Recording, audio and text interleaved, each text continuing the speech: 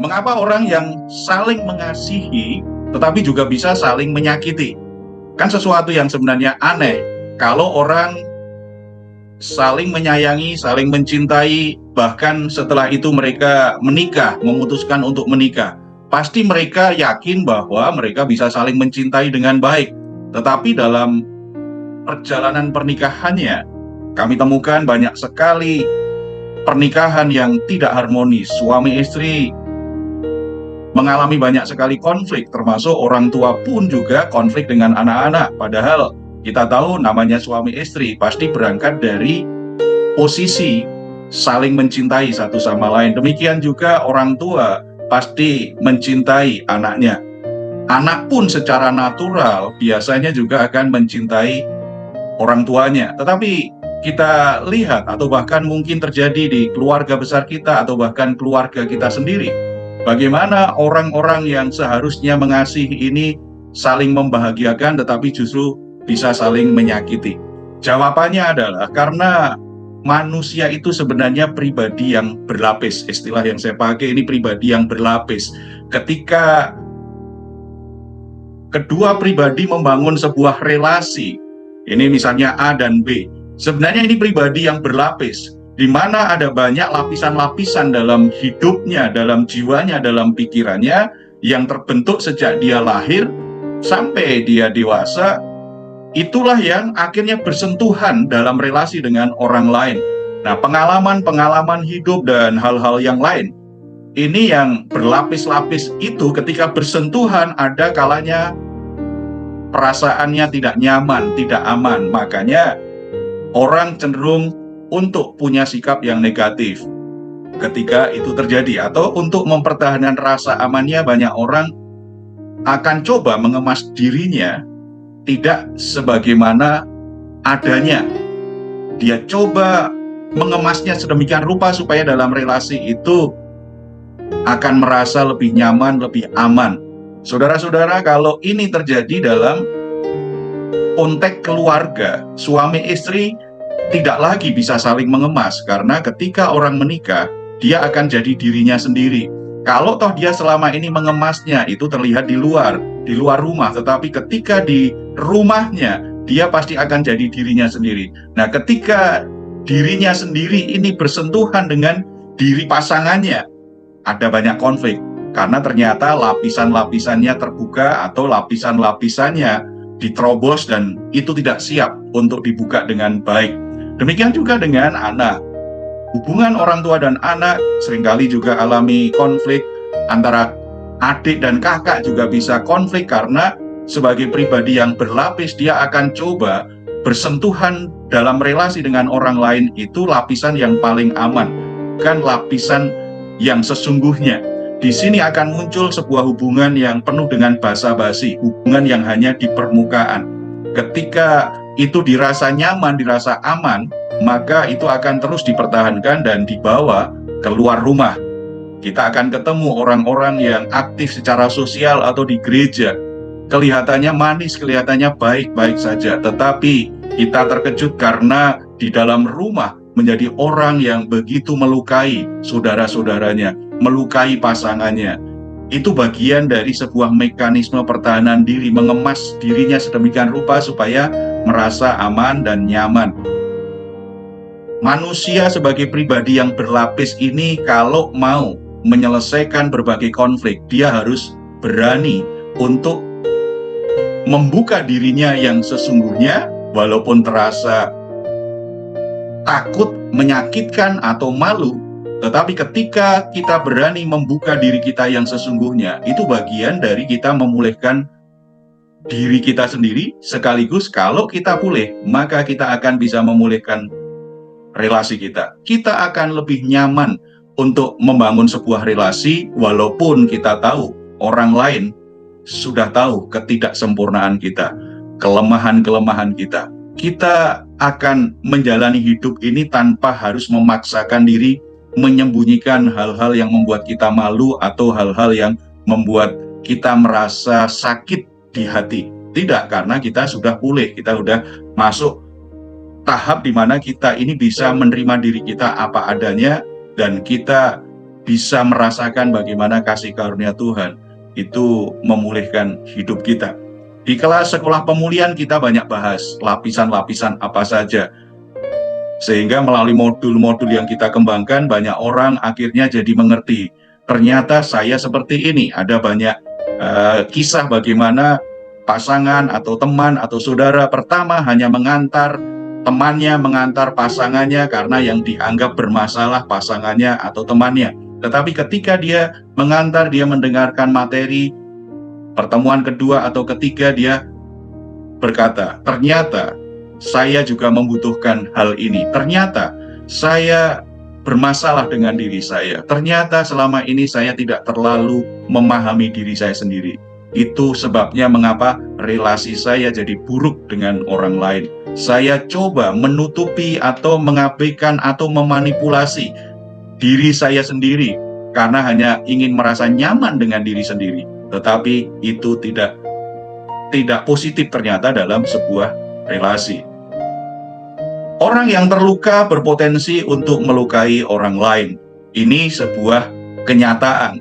Orang-orang yang terluka itu ada kecenderungan kuat untuk melukai orang-orang di sekitarnya. Coba bayangkan kalau orang yang terluka ini membangun persahabatan, maka dia akan punya potensi untuk melukai sahabatnya. Kalau dia membangun hubungan pacaran misalnya seperti, atau bahkan sudah menikah, maka dia berpotensi besar untuk melukai pasangannya. Nah, kalau dia punya anak, dia juga punya potensi besar untuk melukai anak-anaknya. Nah, anak-anak yang kemudian juga terluka kepada orang tuanya, maka mereka menjadi pribadi yang juga berpotensi melukai orang lain, melukai orang tuanya atau melukai saudaranya atau melukai sahabatnya. Ini sebuah lingkaran setan yang harus dipotong polanya. Kalau kita ingin menjadi orang-orang yang positif, orang-orang yang dalam relasi, kita ini jadi berkat bagi orang lain, kita jadi orang yang membangun hidup orang lain bahagia dengan kehadiran kita, orang lain bersuka cita dengan kehadiran kita, orang lain bersyukur karena pernah kenal kita, maka langkah yang paling penting adalah kita harus yakin bahwa kita tidak menyimpan luka. Sebagai pribadi, kita sudah mengalami pemulihan diri. Itu bagian penting untuk memperbaiki relasi-relasi yang rusak, mulai dari diri sendiri. Nah, kalau kita hanya fokus kepada orang lain yang kita anggap melukai kita, padahal kita juga membalasnya dengan reaksi luka, maka relasi yang rusak tidak akan pernah selesai. Saya agak bercanda suka kalau di kelas bilang sama peserta, sing waras ngalah. Seperti orang Jawa bilang, sing waras ngalah. Jadi sembuhkan dirimu sendiri, baru setelah itu perbaiki relasi-relasi yang rusak dengan orang lain. Kita tidak bisa menuntut orang lain berubah, tetapi kita bisa menuntut diri kita untuk berubah. Kita tidak bisa memaksa orang lain untuk sembuh dari luka-lukanya, untuk mengalami pemulihan, tetapi kita bisa membuka diri, kita bisa memutuskan yang terbaik untuk diri kita, menjadi pribadi yang bertumbuh sehat secara jiwani, tidak menyimpan luka apapun di hati. Dengan kondisi seperti itu, kita akan menjadi pribadi yang positif. Orang akan bersyukur atas kehadiran kita. Orang akan mengingat kita sebagai pribadi yang membuat mereka bahagia. Orang yang terluka itu biasanya memiliki 3 ciri negatif ini. Yang pertama, emosinya negatif.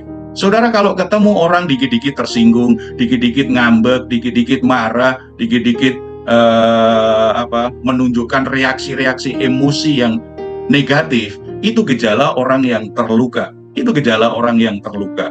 Saya gambarkan kalau di kelas sekolah pemulihan itu seperti orang yang demam.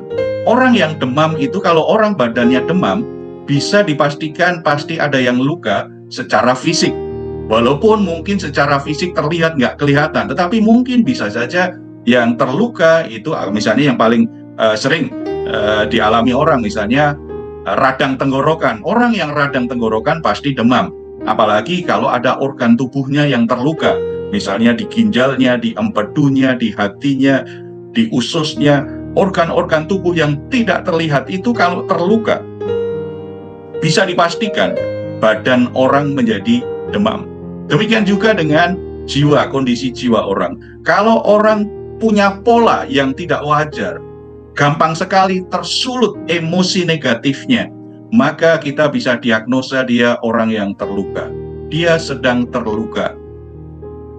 Ciri yang kedua, orang yang terluka hatinya itu pikirannya negatif. Sulit untuk bisa menerima pandangan orang lain. Sulit untuk bisa memberi apresiasi orang lain. Sulit untuk bisa menerima orang lain apa adanya.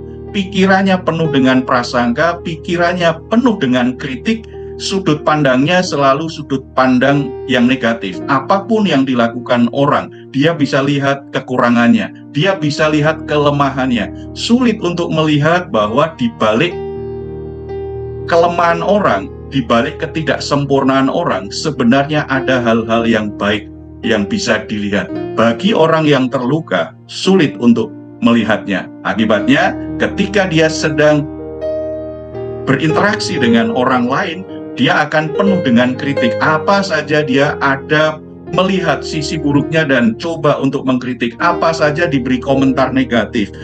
Dia berprasangka, dia menghakimi motivasi orang. Ini ciri yang kedua. Ciri yang ketiga, akibatnya kalau orang emosinya negatif, pikirannya negatif, relasinya pasti buruk. Relasi buruk itu bisa dua sisi nih. Ada orang relasinya buruk karena memang ada orang lain yang terluka, punya emosi negatif yang dilampiaskan dan dengan perkataan negatif diucapkan kepada dia. Nah, kalau yang menerimanya juga orang yang terluka, akhirnya muncullah sebuah reaksi yang buruk, relasinya menjadi buruk, saling serang, saling mengucapkan kata-kata yang saling menyakiti. Relasi buruk, orang-orang yang terluka juga menjadi orang yang sulit untuk disayang, sulit untuk dikasihi, karena tidak bisa melihat kebaikan orang, kasih sayang orang dengan sudut pandang yang positif, dengan sudut pandang yang benar. Semuanya ada saja pikiran negatif yang dia miliki. Relasinya sulit. Dia sulit untuk membangun relasi karena menjadi orang yang dianggap mudah tersinggung, mudah menyakiti, pikirannya negatif. Relasinya jadi buruk dengan banyak orang. Di mana dia ada konflik terjadi, di mana dia hadir keributan terjadi, di mana dia ikut serta untuk nimbrung dalam permasalahan atau obrolan, itu jadi muncul perdebatan, muncul ketegangan, akhirnya hubungan yang awal-awal sudah enak berubah jadi buruk. Saudara-saudara, orang-orang terluka itu punya ciri khas seperti ini. Tentu saja kalau kita lihat seperti ini bukan sesuatu yang enak untuk dijalani. Secara emosi akan jadi lelah, secara mental juga menjadi lelah. Dan kalau dia melewati banyak relasi buruk, lewatin banyak konflik, tentu saja jiwanya mudah tertekan. Akibatnya orang-orang terluka ini juga akan mudah tertekan jiwanya, akan mudah galau, akan mudah kesepian, sepertinya dicampakkan orang, nggak punya siapa-siapa. Banyak problem itu berkembang kemana-mana kalau orang terluka tidak segera sembuh, lalu mengalami akibat dari gejala-gejala luka yang dia alami. Nah, sekarang kita coba lihat dalam konteks yang terdekat dalam hidup kita, yaitu keluarga. Keluarga. Ini sebenarnya topik ini ada di buku saya yang pertama, yaitu menyembuhkan luka-luka keluarga. Cuma sudah tidak terbit lagi, saya mau revisi lagi, nanti terbitkan ulang. Ada di bab tentang orang tua yang terluka, yang melukai anaknya. Jadi bicara orang yang terluka itu akan melukai. Ini dalam konteks rumah tangga sekarang. Efesus 5 ayat 28 menulis seperti ini. Demikian juga suami harus mengasihi istrinya sama seperti tubuhnya sendiri. Siapa yang mengasihi istrinya? Mengasihi dirinya sendiri. Tugas utama, tanggung jawab utama seorang suami itu adalah mengasihi istrinya. Itu dirancang Tuhan seperti itu. Bahkan Tuhan menganalogikan suami yang mengasihi istri itu dengan dirinya. Seperti Tuhan Yesus mengasihi jemaat, demikianlah juga. Maka ini ada kata demikian, dan ayat sebelumnya itu bicara sebagaimana Yesus mengasihi jemaat, demikian juga suami harus mengasihi istrinya. Yesus mengasihi jemaat, dia rela memberikan tubuhnya, mengorbankan dirinya, mati di atas kayu salib demi untuk jemaat yang dikasihinya. Artinya kasih suami terhadap istri itu sampai tahap di mana dia rela korbankan hidupnya demi untuk bisa menyatakan kasihnya kepada istrinya. Kalau suami itu terluka hatinya, tidak mungkin bisa mentaati apalagi mempraktekkan Efesus 5 ayat 28. Yang ada, suami justru lebih banyak melukai, lebih banyak menyakiti, lebih banyak membuat penderitaan batin bagi istrinya. Suami yang terluka sulit untuk bisa menyatakan kasihnya dengan cara yang benar. Bahkan seperti Yesus mengasihi jemaat, akan mengalami kesulitan. Di sini jelas sekali ditekankan kan, seperti mengasihi tubuhnya sendiri. Jadi kalau ada suami yang menyakiti, apalagi melakukan tindak kekerasan terhadap istrinya, sebenarnya itu sepertinya dia sedang menyakiti tubuhnya sendiri. Dia sedang melukai tubuhnya sendiri. Nah, kalau orang seperti itu pasti kondisi jiwanya sedang bermasalah. Kemungkinan besar karena hatinya juga terluka. Karena dia terluka, dia tidak bisa kelola emosinya dengan baik. Karena hatinya terluka, pikirannya cenderung negatif. Karena hatinya terluka, dia mengalami kesulitan untuk membangun relasi yang sehat, relasi yang positif. Bawaannya, dorongan di hatinya adalah melampiaskan kemarahannya, melampiaskan emosi negatif dan pikiran negatifnya. Bagaimana dengan istri yang terluka? Efesus 5 ayat 22 ayat 23 mengatakan seperti ini. Hai istri, tunduklah kepada suamimu seperti kepada Tuhan, karena suami adalah kepala istri, sama seperti Kristus adalah kepala jemaat. Dialah yang menyelamatkan tubuh. Istri yang terluka, wanita yang menikah kemudian jadi seorang istri, tetapi dia masih dalam keadaan terluka hatinya. Ketika menikah, dia akan sulit untuk tunduk menghormati suaminya. Padahal rancangan Tuhan jelas bahwa seorang istri mesti tunduk kepada suaminya seperti kepada Tuhan. Saudara, jangan salah sangka, salah paham, berprasangka. Apalagi bagi pria tidak boleh menyalahgunakan ayat ini. Kata tunduk di situ jelas sekali kan, seperti kepada Tuhan, jemaat kepada Tuhan. Jemaat tunduk kepada Tuhan itu ukurannya apa? Dasarnya apa? Dasarnya adalah firman Tuhan. Dasarnya adalah kebenaran. Seorang istri tunduk kepada suami, dasarnya adalah kebenaran Tuhan. Tentu saja kalau suami memaksa, memerintahkan seorang istri untuk berbuat dosa, untuk lakukan tindak kriminal, dia tidak perlu taat. Dia bisa menolak keinginan suaminya sambil tetap menjaga hatinya supaya tidak dipenuhi dengan kebencian terhadap suaminya. Situasi seperti itu pasti sulit. Di pelayanan pemulihan kita ketemu kasus-kasus seperti itu. Berat bagi seorang istri untuk terus bertahan, mengasihi, dan tunduk di bawah pimpinan suaminya kalau suaminya seperti itu.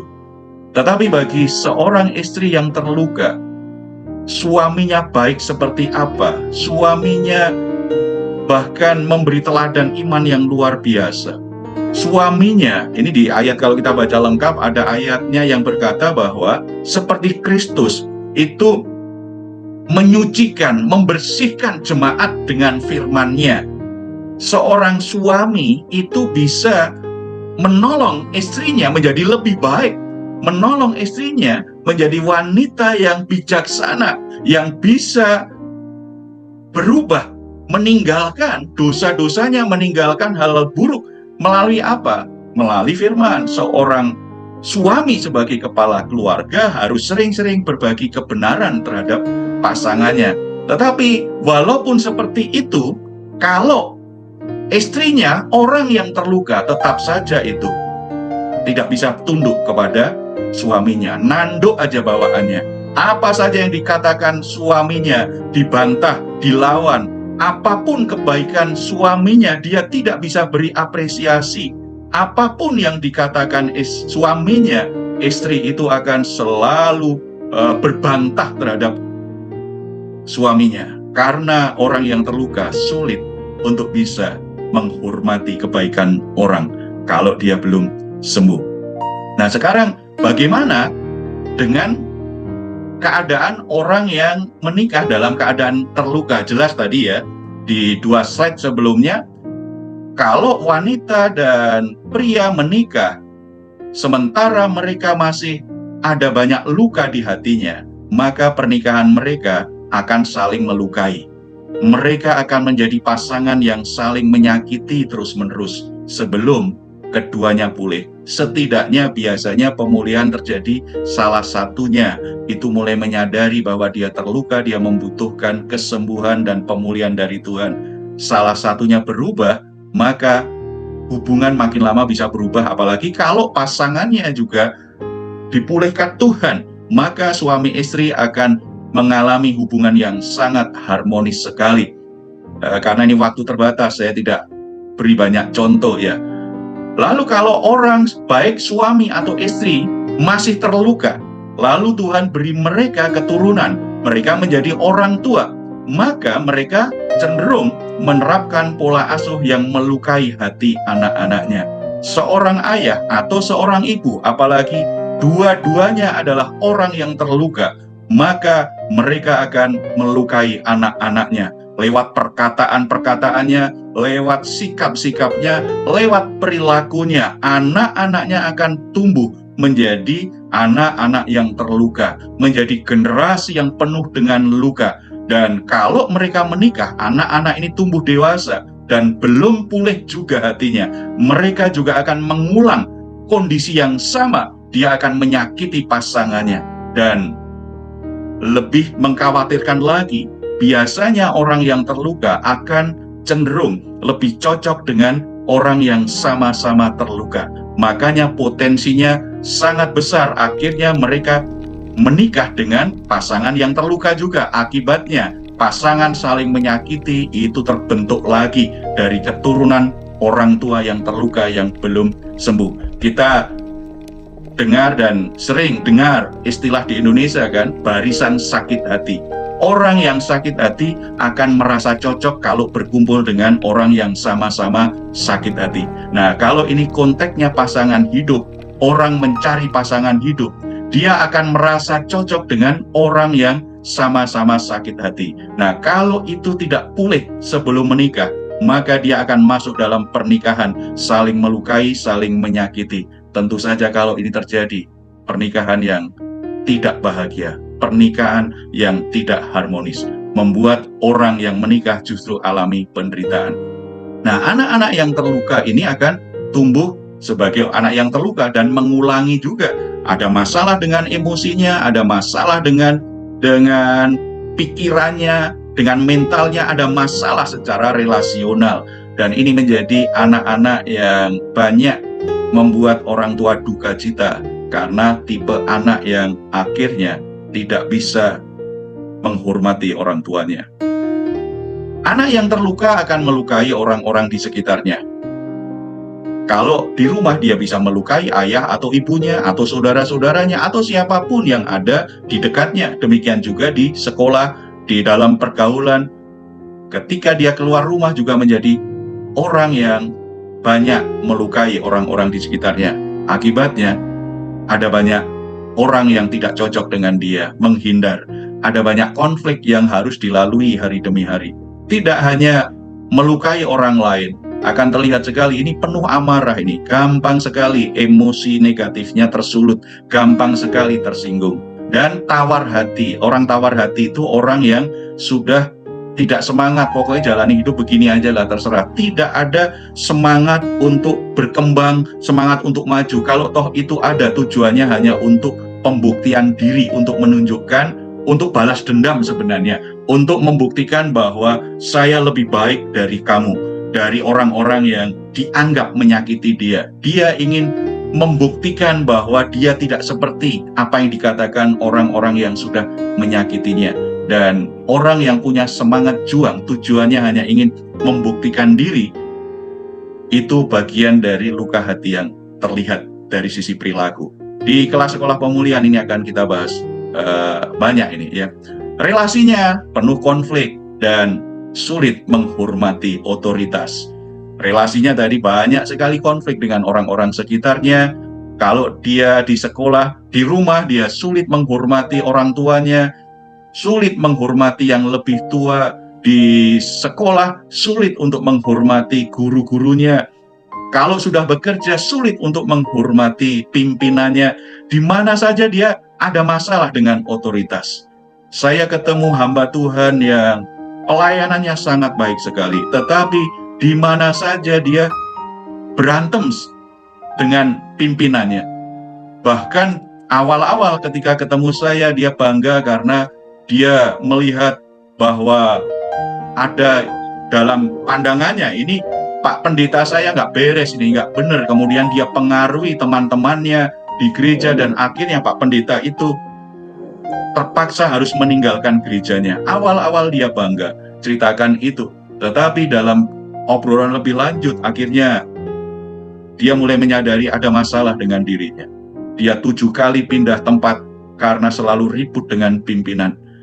Problemnya apa? Dia menyimpan luka. Dalam proses pelayanan yang kita lakukan dalam konseling, ternyata akar masalahnya, luka yang membuat dia sulit menghormati otoritas itu ternyata terjadi pada waktu dia masih umur 15-an tahun. Dia sangat terluka sekali dengan ayahnya. Nah, ketika diurai satu persatu dalam perjalanannya, dia pulih dengan semua orang yang menyakitinya. Dia lebih positif. Dia masih bisa lihat orang salah. Dia masih bisa lihat pimpinannya itu buat salah. Tetapi reaksinya berubah karena dia sudah pulih. Sebenarnya apa yang dikatakan Alkitab, apa yang diajarkan Tuhan tentang fungsi seorang ayah? Orang yang terluka sulit untuk melakukan peranannya. Ada 3 fungsi seorang ayah bagi anak-anaknya. Yang pertama, dia seorang konselor. Yang kedua, dia seorang motivator. Dan yang ketiga, dia seorang pelatih. 1 Tesalonika 2 ayat 11-12 menulis seperti ini. Kamu tahu betapa kami seperti bapa terhadap anak-anaknya telah menasihati kamu dan menguatkan hatimu, seorang demi seorang, dan meminta dengan sangat supaya kamu hidup sesuai dengan kehendak Allah yang memanggil kamu ke dalam kerajaan dan kemuliaannya. Saudara-saudara, jelas sekali di sini Paulus sedang berbicara sebagai bapak rohani bagi jemaat. Tadi sudah saya jelaskan, menurut Efesus, hubungan suami istri, hubungan keluarga itu menggambarkan hubungan yang ilahi, menggambarkan yang tidak kelihatan, yang rohani. Suami istri gambaran dari Yesus dan jemaat. Demikian juga dalam gereja lokal, dalam jemaat lokal.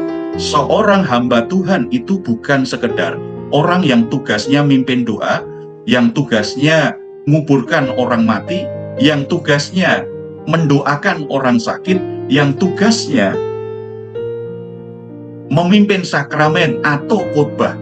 Tetapi fungsi utama, fungsi yang terpenting dari seorang hamba Tuhan di sebuah gereja adalah dia adalah seorang bapa rohani.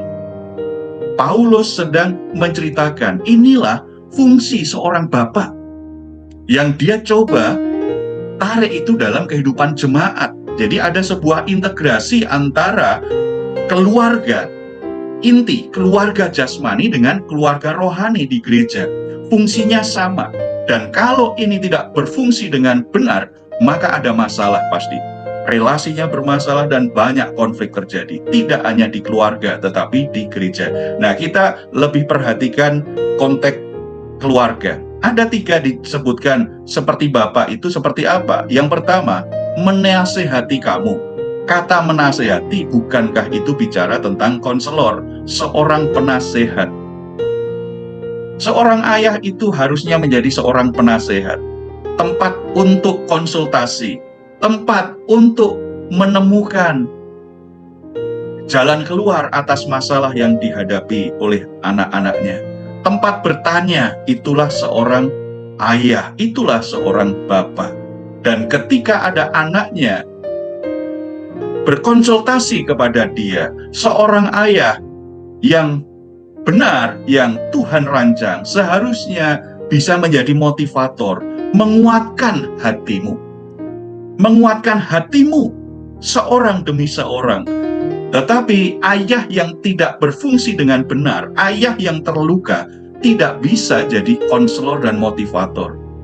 Jangankan anaknya cerita tentang masalahnya, berkonsultasi. Anaknya belum cerita pun, mata ayah itu begitu jeli melihat kekurangan, kesalahan, dan hal-hal yang tidak sesuai dengan keinginannya. Yang ada menjadi sosok yang membuat anak-anaknya merasa tidak aman, merasa takut, karena sedikit-sedikit ayahnya marah, sedikit-sedikit ayahnya mengkritik, sedikit-sedikit ayahnya teriak, dan membuat anaknya menjadi malu. Ada penekanan menarik di sini dikatakan, menasehati kamu dan menguatkan hatimu seorang demi seorang. Sebuah pendekatan personal.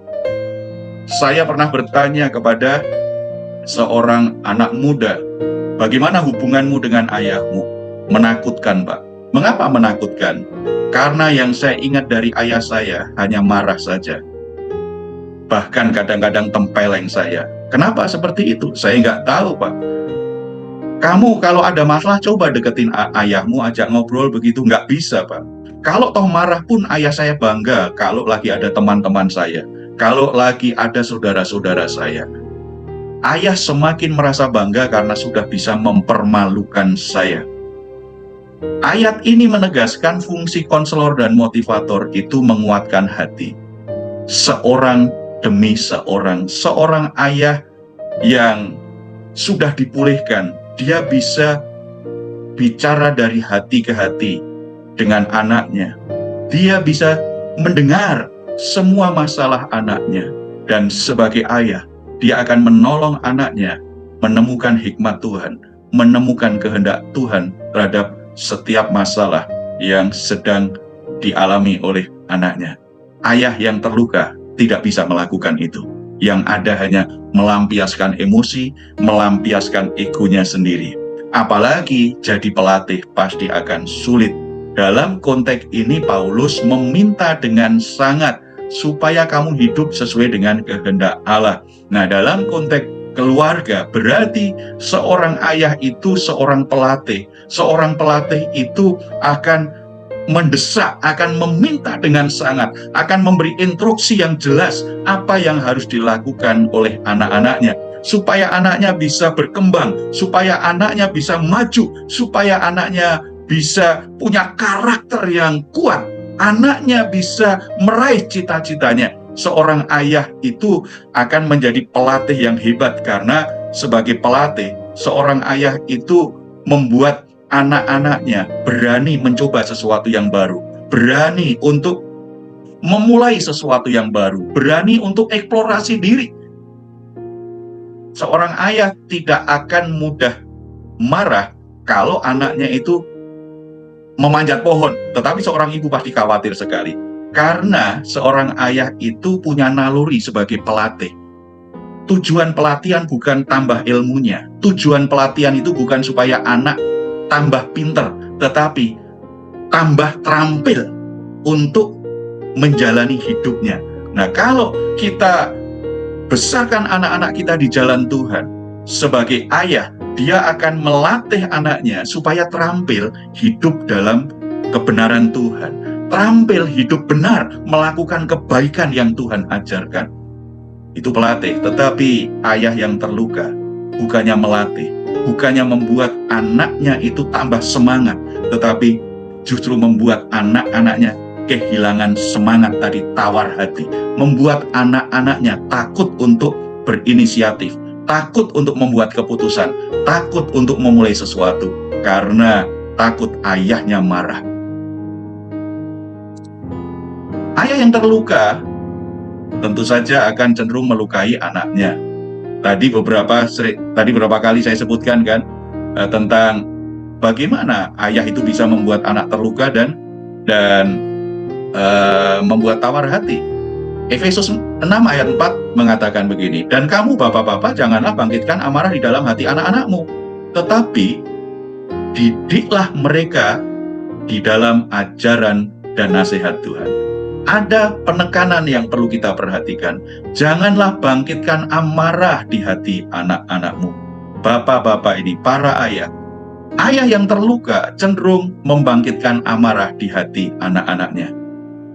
Bukannya mendidik anak-anaknya di dalam ajaran dan nasihat Tuhan. Kolose 3 ayat 21. Hai bapak-bapak, janganlah sakiti hati anakmu, supaya jangan tawar hatinya. Perintah Tuhan. Para ayah, jangan sakiti hati anakmu. Kalau hati anakmu tersakiti, kalau hati anakmu terluka, akan tawar hati. Kalau tawar hati, nanti nggak ada semangat hidup, menjadi orang yang malas, tidak punya gairah untuk berkembang, tidak ada semangat untuk maju. Dia menjadi orang yang gagal untuk masa depannya. Ayah yang membangkitkan amarah anak-anaknya, ayah yang suka menyakiti hati anaknya. Ini beberapa contoh. Ayah yang otoriter, ayah yang keras dan kejam, ayah yang suka mengontrol anaknya, overprotective, ayah yang tidak bisa intim dengan anaknya, kaku, berjarak, dan selalu tegang ini hubungan dengan anaknya. Atau ayah yang pasif, dia ada di rumah, anaknya melihat kehadirannya, tetapi sepertinya ayahnya tidak ada. Ayah yang terluka itu akan melukai anaknya kalau sebagai ayah dia tidak bertanggung jawab, sehingga anak-anaknya merasa tidak punya perlindungan untuk menjalani masa depannya. Dan orang yang terluka, jadi ayah yang terluka, tukang kritik. Tadi sudah saya jelaskan ya, senang sekali orang terluka itu suka ngeritik orang lain, paling doyan itu. Nah sekarang ibu yang berfungsi benar itu mestinya seperti apa? Mengasuh, merawat, dan berbagi hidup. Tetapi kami berlaku ramah di antara kamu, supaya sama seperti seorang ibu mengasuh dan merawati anaknya, demikianlah kami dalam kasih sayang yang besar akan kamu. Bukan saja rela membagi Injil dengan kamu, tetapi juga hidup kami sendiri dengan kamu, karena kamu telah kami kasihi. Nah, sebagai seorang bapak rohani, ternyata Paulus juga tahu dia punya peranan sebagai ibu rohani, karena ini kan sebutan rohani saja. Fungsinya, jadi bukan soal jenis kelamin, ya. Sebagai ibu, di sini ayat ini memperlihatkan kepada kita fungsi ibu yang benar. Pertama, mengasuh. Kalau mengasuh itu berarti menjaga, berarti dia memimpin tetapi dengan pendekatan yang sangat personal, dan hal-hal kecil itu dia perhatikan. Itu bukan keahlian seorang pria, seorang ayah, tetapi seorang ibu ketika mengasuh hal-hal yang kecil dari anaknya pun dia paham. Bahkan anaknya, misalnya makanan apa yang paling disukai oleh anaknya, apa yang tidak disukai anaknya dari bayi, seorang ibu tahu. Tetapi seorang ayah tidak terlalu ngerti. Merawat, tidak hanya mengasuh, tetapi merawat. Namanya merawat berarti kan memperbaiki kesalahan, memperbaiki, menjaga supaya tetap baik, anak-anaknya baik. Makanya seorang ibu itu memberi pengaruh sangat kuat terhadap anaknya dengan sentuhan pribadi. Gambaran yang jelas ya, perbedaan antara seorang ayah dan seorang ibu.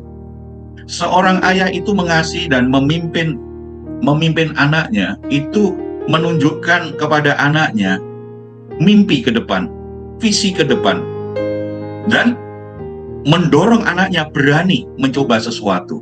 Makanya kalau ayah yang mengasuh, yang menjaga anaknya. Istrinya kadang-kadang jadi marah karena suaminya itu membiarkan anaknya main kotor-kotoran, main hujan-hujanan, panjat pohon. Itu seorang ayah akan melatihnya dan memimpinnya seperti itu. Tetapi seorang ibu pendekatannya itu pendekatan yang sangat personal sekali ya. Dia khawatir kalau hal-hal itu bisa membahayakan anaknya. Pendekatannya sangat berbeda. Dan seorang ibu suka sekali berbagi cerita, berbagi hidup, seperti yang dikatakan Paulus terhadap jemaat di Tesalonika. Aku tidak, dalam kasih sayang yang besar, aku tidak hanya rela berbagi Injil, tetapi hidup kami. Jadi akan berbagi cerita, berbagi hidup. Makanya seorang anak itu sangat dekat dengan ibunya. Dan rahasia anak yang paling banyak tahu itu ibunya. Itu catatannya kalau hubungan ibu dan anak itu benar dan seorang ibu tidak mengalami luka yang sangat mempengaruhi emosi, pikiran, dan cara dia membangun relasi. Ibu yang terluka sulit untuk bisa mengambil 3 fungsi ini. Akibatnya bisa melukai anaknya. Ibu yang terluka itu contohnya ini. Dominan. Ibu yang terluka itu di rumah cenderung dominan dan suka nanduk suaminya. Sulit untuk tunduk kepada suaminya. Lalu emosinya cenderung suka dilampiaskan. Emosional sekali ini. Kalau ada sesuatu terjadi, reaktif sekali. Itu ciri ibu yang terluka. Seorang ibu yang masih menyimpan luka. Overprotective. Sangat ngontrol sekali anaknya, atau sebaliknya permisif sekali karena dia ditolak. Ini tergantung lukanya itu terjadi akibat pengalaman apa. Kalau seorang ibu yang dia terlukanya mengalami penolakan oleh orang tuanya, kemudian dalam perjalanannya menuju usia dewasa dia juga mengalami banyak penolakan, maka dia jadi ibu bisa cenderung overprotective, tapi bisa permisif juga. Serba boleh, apa saja yang diminta, yang disukai anaknya, dia akan izinkan karena dia takut ditolak lagi sama anaknya. Ibu yang terluka juga sadar atau enggak, cenderung enggak terlalu peduli dengan anaknya. Mengabaikan anaknya, sulit untuk dekat dengan anaknya. Lalu ada kecenderungan yang ini bisa berdampak kepada anaknya. Kalau ibu itu sebagai wanita, dia terluka dengan sosok pria, misalnya dia sangat terluka dengan ayahnya, lalu ketika menikah, dia juga terluka dengan suaminya, maka ada kecenderungan dia menghakimi pria. Dan rasa sakit yang dia rasakan karena terluka dengan pria-pria yang dia kasih ini, akhirnya dia dalam obrolan termasuk dengan anaknya suka menghakimi pria. Nah, kalau anaknya pria, kadang-kadang reaksi dan sikapnya juga bisa jadi negatif. Tentu saja kondisi-kondisi ini akhirnya seorang ibu akan coba memilih salah satu anak yang dianggap bisa mengisi bagian kosong akibat luka di hatinya. Dia akan milih salah satu anak jadi anak kesayangannya, dia beri perhatian lebih dari yang lain karena dianggap ini anak yang paling nyaman bagi dia untuk bisa menikmati kasih dan mengungkapkan kasihnya. Kalau ini terjadi berarti kan ada masalah tambahan lagi di keluarga, namanya problem anak kesayangan. Di kelas sekolah pemulihan ini kita banyak bahas, ada satu sesi khusus tentang pola asuh yang melukai anak-anak. Nah, saudara, ini penutup, kesimpulan, setelah itu kita diskusi. Bagi para lajang, setelah mendengar pemaparan tadi, sebelum menikah, pastikan Anda atau pasangan Anda telah mengalami kesembuhan dari luka-luka di masa lalu. Pastikan dulu sebelum menikah itu, cari pertolongan untuk memastikan aku menikah tidak membawa luka-luka masa lalu. Aku menikah sebagai pribadi yang sudah bebas dari masa lalu. Demikian juga pasangannya, kalau bisa juga. Nah, kalau kita menikah membawa beban masa lalu, itu terlalu berat untuk kita tanggung dalam rumah tangga kita. rumah tangga kita akan berpotensi besar alami banyak konflik, membuat hati kita semakin terluka, semakin tidak bahagia. Saya ketemu banyak orang-orang yang baru menikah. Kalau saya ketemu dengan orang yang baru menikah, misalnya sebulan, 2 bulan, saya pasti akan tanya begini, sambil bercanda sih, setelah ngobrol sebentar saya berkata, sudah berapa kali kalian bertengkar sejak menikah? Ceritanya ternyata lucu-lucu, tetapi itu sakit dirasakan. Ada orang yang sudah mulai alami konflik besar bahkan pada saat bulan madu. Kemudian ada yang baru sebulan dia berkata, aku menyesal sudah menikah. Lebih baik kalau tahu menikah itu ternyata membuat sakit hati saja, lebih baik gak menikah. Tetapi ternyata tidak hanya yang baru menikah, yang sudah bertahun-tahun menikah alami juga seperti itu. Makanya bagi para lajang sebelum menikah, mari berurusan dengan dirimu sendiri. Jangan hanya sekedar menikah mengejar status sosial sudah menikah. Tidak. Tetapi kita pastikan bahwa relasi dengan pasangan itu bisa berjalan dengan baik karena tidak dibebani dengan luka-luka di masa lalu. Keduanya harus dipastikan seperti itu.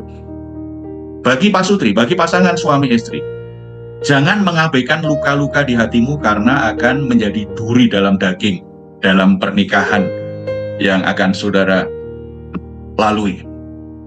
Saudara-saudara jangan abaikan, kalau ada luka, begitu sudah menikah, setahun, 2 tahun, 3 tahun, 5 tahun, ternyata kok ribut terus, kenapa nggak bisa bahagia aku dalam pernikahannya? Kenapa kok ada konflik terus? Sulit sekali untuk menikmati keharmonisan dalam pernikahanku. Coba lihat, jangan abaikan luka-luka di hatimu yang pernah engkau alami. Itu akan jadi seperti duri dalam daging. Kecil tetapi bisa menyakitkan. Kecil tetapi bisa membuat infeksi dalam sebuah relasi. Akibatnya pernikahanmu tidak bahagia. Selesaikan, sembuhkan. Ada anugerah Tuhan yang sanggup untuk memulihkan hati kita. Supaya kita menjadi orang yang bebas dengan masa lalu, dan kita menjadi orang yang positif dengan relasi kita dengan pasangan. Bagi kita semua ini, setiap orang bertumbuh membawa luka masa lalunya, tetapi kesembuhan yang memulihkan adalah keputusan yang kita ambil di hari ini.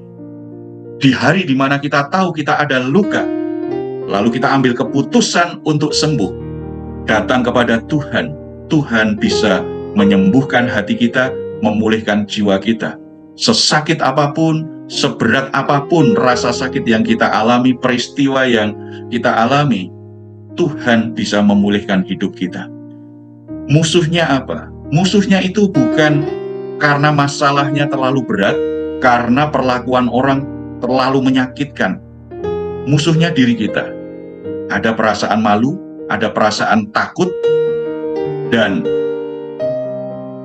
reaksi yang selama ini kita lakukan yaitu menghindar, atau bertahan, atau menyerang, itu untuk berubah. Akhirnya kita putuskan, aku mengampuni, ini keadaanku yang terjadi, ini hal yang benar-benar menyakiti hatiku, ini hal yang benar-benar membuat aku lakukan hal-hal yang buruk ini. Ini yang seringkali menghalangi kita untuk alami kesembuhan dan pemulihan yang dari Tuhan. Siapa yang bisa mengubah situasi itu? Diri kita sendiri, bukan orang lain.